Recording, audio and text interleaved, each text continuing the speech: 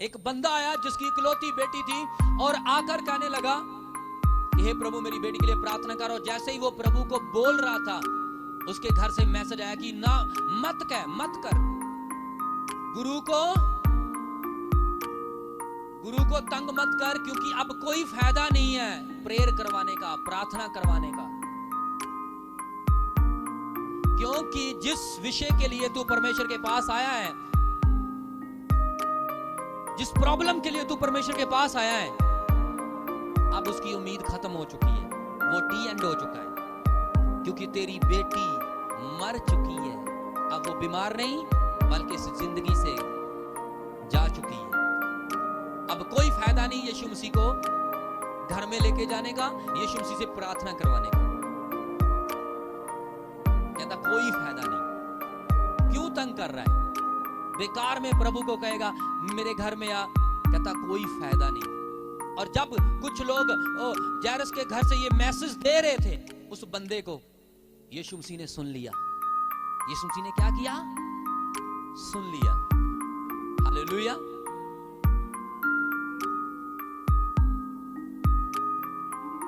मान लो ये बंदा है ना, ये बंदा आके इसको कह रहा है, ये बंदा यहाँ पे मान लो भीड़ है, ये आके इसको बोल रहा है, ये बोल रहा था कि यीशु मेरी बेटी बीमार है, उस मेरे घर में आ, उसके लिए प्रार्थना कर, वो इकलौती है। लेकिन तभी शैतान देखो कैसे हैवी होता है, नेगेटिविटी। कहता मत बोल मत बोल मत बोल, अब काम खत्म हो गया, स्टोरी खत्म हो गई, अब कुछ नहीं हो सकता। पास ही यीशु मसीह थे, हालेलुया। पास ही यीशु मसीह खड़े थे और यीशु मसीह ने कहा मत डर, हौसला रख, चिंता मत कर, मत डर। इस वचन से हम ये सीखते हैं, इस वचन से हम ये सीखते हैं, हालेलुया, बैठ जाओ। इस वचन से हम क्या सीखते हैं? इस वचन से ये सीखते हैं कि जब कोई बहन चर्च में आती है तो उसके कान में दूसरी बहन जाकर ये कहती है कि कोई फायदा नहीं जाने का, तेरा पति सुधरने वाला नहीं। इसका मतलब तब यीशु मसीह सुन रहा होता है। एक भाई जब चर्च में आने लगता है तो दूसरा बंदा से कहता है कोई फायदा नहीं वहां जाने का, बेकार है, कुछ नहीं होने वाला, ना तेरी शराब छूटने वाली, ना तेरा नशा, ना तेरे बच्चे सुधरने वाले, ना तेरे को काम मिलने वाला है, और ना ही तेरी जिंदगी सुधरने वाली। इसका मतलब उस समय भी यीशु सुनते हैं। जब आपको लोग नकारात्मक बातें बोलते हैं, गलत मलत बातें बोलते हैं, आपको परमेश्वर के रास्ते से भटकाने की कोशिश करते हैं, आपको आपकी दौड़ से अलग करने की कोशिश करते हैं, आपके विश्वास से आपको हटाने की कोशिश करते हैं, तो भी यीशु मसीह सुनता है कि आपको कोई क्या कह रहा है। और उस समय आपने फैसला लेना है, जैसे जायरस ने फैसला लिया। जायरस ने घर से आया हुआ मैसेज कि तेरी बेटी मर चुकी है, खत्म हो चुकी है, स्टोरी खत्म है, अब कुछ नहीं हो सकता। एक आवाज उसे ये सुनी और दूसरी और आवाज ये आई, बेटा मत डर, मत चिंता कर, मैं तेरे साथ तेरे घर में जाऊंगा। अब देख लो आपने कौन सी आवाज सुनी है।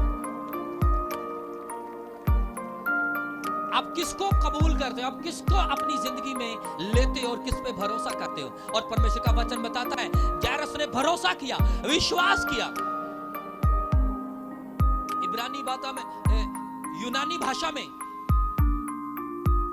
चिंता ना करने का मतलब है कि अपनी आस को, अपनी उम्मीद को बनाए रखना। मतलब दूसरी भाषा में यीशु मसीह उस बंदे को बोल रहा था कि अपनी उम्मीद मत छोड़, अपनी आशा मत तोड़, मेरे वचनों पर भरोसा कर, मुझे देखता जा, मुझ में सिद्ध होता जा, मुझे ताकता जा। हालेलुया। और वैसा ही उस बंदे ने किया। और परमेश्वर के वचन में लिखा है यीशु मसीह जायरस के घर में गया, और जब उसके घर में गया, मकाने आई हुई थी, लोग रो रहे थे, रिश्तेदार रो रहे थे, पीट रहे थे, लोग बैन पा रहे थे। ऐसा माहौल, और ये सारा कुछ देखकर भी जायरस यीशु मसीह की बात पर विश्वास बनाए हुए था। ये सारा माहौल, अब देखो, एक तरफ बंदा मरा हुआ है, लड़की उसकी मरी हुई है, और यीशु कह रहा है मत डर। अब जायरस के दिल में आ सकता था कि यीशु अब क्या फायदा घर जाने का, मकाने आ गई हैं, सारा कुछ हो चुका है, लड़की मर चुकी है, खत्म हो गई स्टोरी। अब भी बोल रहा है यीशु भरोसा कर, मैं असंभव को संभव करने वाला हूं। उसने हालातों को एक साइड पे किया, उसने मुश्किलों को नहीं देखा, माहौल कैसा है, लोग कैसे हैं, क्या हो रहा है, क्या नहीं हो रहा। उसने उस आवाज को सुना जो यीशु ने दी थी। उसने उन शब्दों पर भरोसा किया, उसने उन बातों पर अमल किया जो यीशु बोल रहा था, और उसी शब्दों के ऊपर भरोसा करके वो यीशु को अपने घर में ले गया। और परमेश्वर के वचन में लिखा, जब यीशु उस घर में गया, लोग रो रहे थे, और यीशु मसीह ने जाकर कहा, लड़की मरी नहीं, लड़की सो रही है।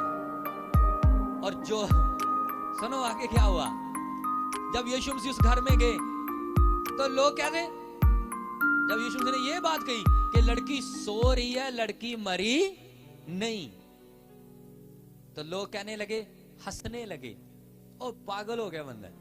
हाँ, यीशु मसीह के ऊपर क्या करने लगे, मजाक करने लगे। थोड़ी देर पहले रो रहे थे, अब मजाक कर रहे हैं। इसका मतलब वो दिल से नहीं।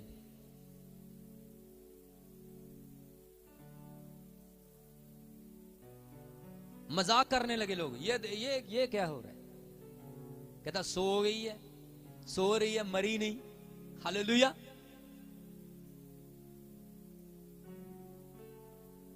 अब ऐसे हालात में आपका विश्वास कहता हो, आपने प्रभु के दास को अपने घर बुलाया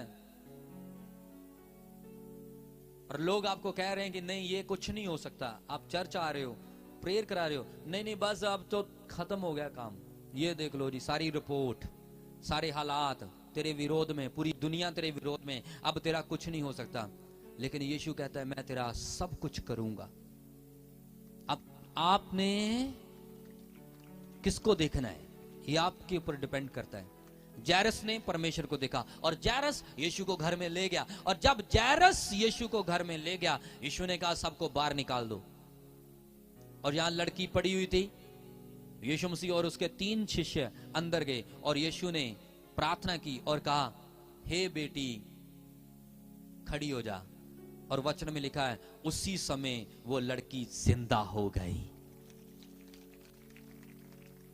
हालेलुया। उसी समय लड़की क्या हो गई, जिंदा हो गई। आज मैं भी आपको बोलता हूं, अगर आपको लग रहा है कि आपकी जिंदगी में खुशियां, आनंद, चंगाई, सामर्थ मर चुकी है, तो आज जिंदा होने वाली है उस जायरस की बेटी की तरह। मैं बोल रहा हूं आपकी जिंदगी का रोना खत्म होने वाला है, आप हंसने वाले हो, आनंदित होने वाले हो, ब्लेस होने वाले हो, गवाहियों के साथ वापस आने वाले हो। लोगों ने बंदोबस्त किया है, क्रियाक्रम का पूरा मामला फिट किया है। मैं बोलता हूं गेम ओवर हो चुकी है, केस ओवर हो चुका है, अब आपकी जय होने वाली है। हालेलुया।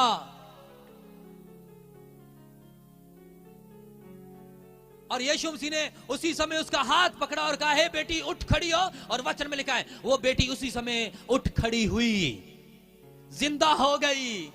और पूरी दुनिया में इस चीज की जय जयकार हुई, फैल गया ये चमत्कार।